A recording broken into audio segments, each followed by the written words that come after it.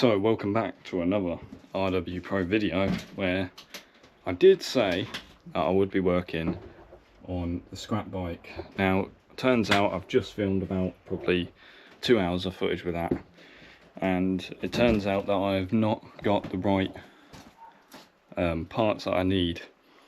I haven't got cutting discs, and everything here would work, but I haven't got the cutting discs. So that's coming in another video. All the parts I've done, that will come in another video. Today's video, we are going to be working on a MS-181 chainsaw. Now, I broke it. It's not mine. It belongs to my dad.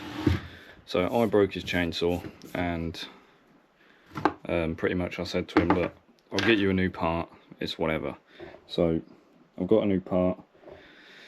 I've got a bolt, I've got the chain, I've got the guard, the whatever this is called, pretty sure it's called a guard or guide. Now I've got the bit of plastic that goes over here. Now the backstory of this is me being a complete idiot with a camera, pretty much came in, thought, oh yeah, I can tighten the chainsaw. Bear in mind, I use chainsaws as my job. I've used this chainsaw many times on jobs and never had to do this before, tighten up the thing. So I tried tightening it up and I got the bolt stuck, and here is the bolt in my bench outside. That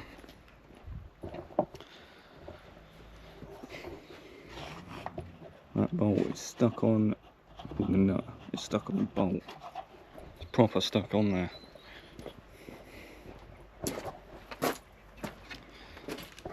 So as you saw there, that's the part that broke. The nut pretty much just got stuck on the bolt and it's not coming off. So I've got to be really careful when I'm doing this, because these parts are about £5 each. I don't want to have to buy another one.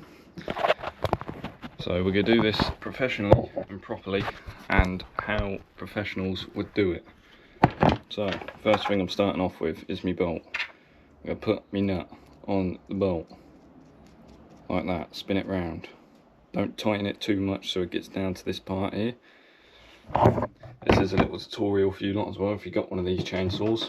Don't tighten the bolt down to this part here with no threads, because you'll find that the bolt will get stuck. And the best thing not to do as well is do not cross thread it.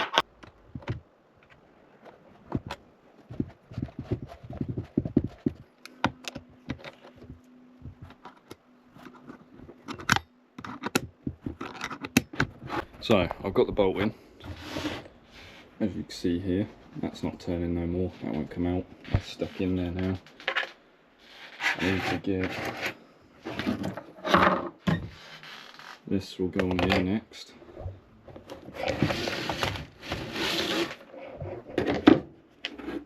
That will go something like that, connects into them two holes, and then you'll have obviously the chain, and then that bit of plastic will just go over the top with the nut on it as well.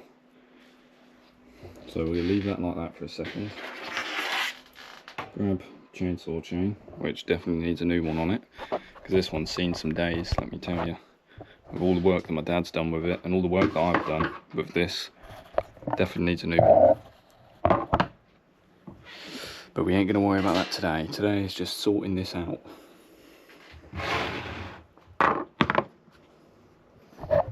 So I've got to be really quickly with this, but I've put the chain back on.